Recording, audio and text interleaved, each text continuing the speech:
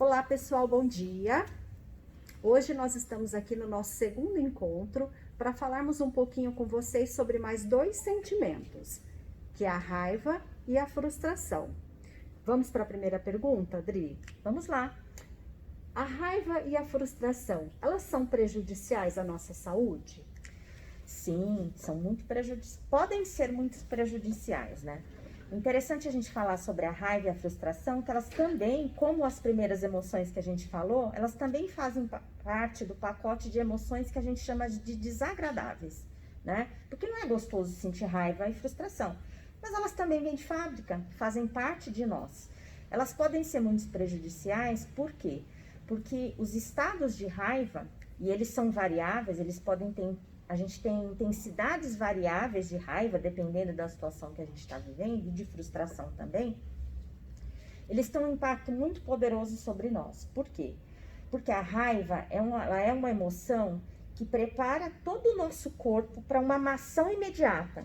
E isso faz com que essa emoção, ela seja um grande disparador de ações nossas, de reações impulsivas.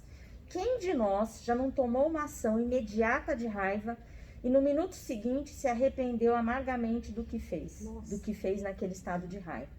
Então, ela é uma emoção muito poderosa nesse sentido, porque ela mobiliza a gente para tomar uma ação sem que a gente dê tempo de analisar se aquela resposta emocional é adequada ou não para aquela situação. Que prejuízos ela pode trazer para nós? Ela traz desde prejuízos físicos, porque os estados intensos de raiva podem gerar em nós até dores físicas, né? Estados de tensão, como também questões de natureza psicológica e social. Pessoas que não conseguem, têm dificuldade de manejar a sua raiva e a manifestam de forma muito agressiva ou com respostas agressivas, não só no sentido físico, né, de agredir o outro fisicamente, mas com respostas desagradáveis para os outros, podem acabar ficando mais isoladas, porque as pessoas vão fazendo uma leitura de que você é uma pessoa raivosa e, obviamente, vão querer se afastar de você. Então, esses são os principais prejuízos que ela pode trazer para nós. E a raiva está ligada à frustração? Sim, ela pode. Quantos de nós, a frustração ela nasce a partir de uma situação de que a gente foi impedido, a gente não conseguiu atingir um objetivo, né? E muitas vezes, quando a gente não consegue fazer algo que a gente gostaria muito, a gente sente raiva. Raiva de nós mesmos, porque a gente não deu conta daquilo. Ou a gente sente raiva porque você queria intencionalmente executar uma ação e alguém foi lá, por alguma razão, e impediu que você atingisse o seu objetivo. Então, você se frustra e imediatamente você sente raiva daquela pessoa que, de alguma forma, foi um obstáculo para você atingir aquilo que você queria. Nossa, então ela está intimamente ligada, né? Faz parte de nós e é muito importante que a gente cuide dela. E é possível controlar? Ou será que seremos reféns para a vida toda desses dois sentimentos? Essa pergunta é muito importante, né? Quantos de nós, nesses estados intensos de raiva, fizemos coisas que nos causaram arrependimento, como eu já tinha falado? É possível? Sim, é possível a gente manejar a nossa raiva. A partir do momento em que a gente começa a perceber, da mesma forma como no medo e na ansiedade, a gente precisa prestar atenção na maneira como ela se manifesta em nós, a gente deve fazer com a raiva. Prestar atenção. O que é isso? Porque ela aflora em nós repentinamente diante de um fato. O que é isso que eu estou sentindo? É raiva? O que é essa raiva? Do que eu estou sentindo raiva? O que ela está querendo me dizer? E existe um lado positivo nestes dois sentimentos tão intensos? Sim, existe sim. Eu vou falar do estado positivo e vou ensinar de novo uma estratégia para a gente lidar com a raiva. Olha que bacana, né? Vamos lá. Qual que é o lado positivo da raiva? Por que a gente chama esse pacote de emoções, de medo, ansiedade, frustração e raiva, de emoções perturbadoras? E a gente poderia chamar de emoções, a gente chama a alegria, o amor, de emoções agradáveis. Por que a gente não chama de desagradáveis? Porque todas as emoções, elas têm uma função. E elas têm uma função ligada à nossa preservação da espécie humana. Para a evolução humana, para nós chegarmos onde estamos, o homem das cavernas muitas vezes teve sentimentos de raiva. E a raiva o mobilizou a se defender. Ele ia comer e o mamute chegava lá e impedia que ele pudesse se alimentar adequadamente ou atacava naquele momento. A raiva o mobilizou a se defender, porque a gente manifesta a raiva quando a gente é impedido de fazer algo. Então, isso é muito importante. É possível a gente manejar. Como que a gente faz isso? Esse é o mais importante. Lembra do acrônimo PARE, que a gente usou lá para manejar o medo e a ansiedade? A gente também usa esse mesmo acrônimo, que é uma coisa muito simples de ensinar. Não custa nada, está dentro da nossa cabeça e é só exercitar.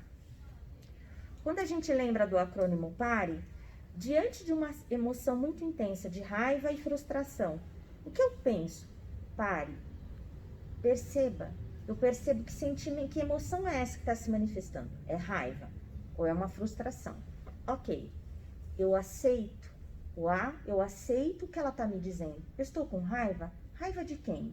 Por que eu estou sentindo raiva? E nesse processo, o R é fundamental. Respire e reformule seus pensamentos. A gente pensa imediatamente, quando nós estamos sob forte emoção, em várias situações que vão estruturar aquilo que a gente está sentindo. No estado de raiva, é muito importante a gente tentar se responder algumas perguntas. Por exemplo, será que nessa situação que eu estou enfrentando, eu estou 100% correta? Ou existe uma pequena possibilidade, ainda que mínima, de eu também estar errado? Será que a pessoa que de alguma forma está despertando essa raiva em mim fez aquilo que me prejudicou com a intenção de me prejudicar verdadeiramente? Será que de alguma forma eu estou exagerando nessa emoção? Então, quando eu paro e penso, eu começo a substituir esses pensamentos por outros. Olha, isso que eu estou sentindo é raiva, estou sentindo raiva. E também uma coisa legal é distanciar, separar a pessoa da ação que a pessoa cometeu. Eu senti raiva de você porque você me fez algo, mas eu não quero sentir raiva de você. Eu posso ficar com raiva do que você me fez. E a partir desse momento pensar. Quando você perguntou se a raiva tem algum lado positivo, é nesse sentido. Ela pode ter algum lado positivo porque ela serve para nos defender, né? Para me mobilizar para minha autodefesa. Se você fez algo, né? Eu fiz lá eu parei, percebi o que eu estou sentindo, eu aceitei o meu pensamento, eu reformulei o meu pensamento. O que eu posso fazer agora? O último, executar, agir, né? Enfrentar. Como é que eu enfrento a situação de raiva?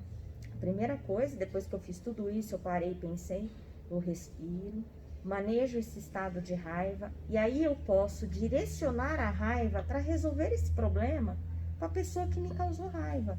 Se essa ação que você me fez me prejudicou, depois que eu manejei aquele estado intenso, eu consigo conversar com você sobre isso e dizer para você com tranquilidade que aquilo que você fez não foi legal comigo, né? É claro que no momento inicial a gente não vai fazer isso com tanta facilidade, né? É como dirigir. Quando a gente aprende a dirigir, a gente precisa pensar para fazer aquilo. E no momento que a gente precisa manejar as nossas emoções perturbadoras, inicialmente, nas primeiras vezes, a gente precisa pensar no pare. À medida que a gente pratica isso, é como andar de bicicleta e dirigir. Você automatiza esse processo, você não vai precisar mais pensar, agora eu vou engatar a primeira marcha, agora eu vou reduzir, vou pisar no freio. Não, esse processo vai se tornando automático. Que bacana, então eu posso dizer que o medo, a ansiedade, a raiva e a frustração ajuda também ao nosso autoconhecimento. Sem sombra de dúvida. Para a gente aprender a se conhecer mais. Né? Quanto mais a gente se conhece, mais a gente consegue dar nome para aquilo que a gente está sentindo. Da próxima vez que eu estiver sob aquele estado emocional intenso, eu vou ter mais facilidade de perceber que emoção é essa e de pensar como eu consigo lidar com ela de uma forma mais equilibrada para que eu não tenha prejuízo, ou o prejuízo seja o menor possível para mim e para você. Uma coisa interessante que é comum a gente sentir, num estado muito intenso de raiva, quando a gente não consegue reformular os pensamentos, o nosso corpo sentiu a raiva, né? E é natural que às vezes no dia seguinte ou até alguns dias depois a gente sinta o reflexo dessa emoção que ficou manifesta no nosso corpo em regiões onde a gente costuma acumular tensão. Aqui nessa região a gente fica, né, com essa musculatura enrijecida. Como que eu manejo isso depois? Se eu não tive tempo de pensar sobre aquela raiva, eu só controlei, né, só manejei para não manifestar ela de uma forma muito intensa que pudesse prejudicar alguém, eu posso fazer uma boa caminhada ou uma corrida que vai me ajudar, vai ajudar o meu corpo a eliminar aquelas toxinas que a raiva produz em mim. Olha que bacana, gente. Isso é muito importante para o nosso autoconhecimento, né? E para vivermos melhor. Sugiro a vocês assistirem o próximo vídeo, onde nós vamos falar sobre as pressões externas, ok? Aguardem na próxima semana. Até mais, pessoal. Até mais. Tchau, tchau.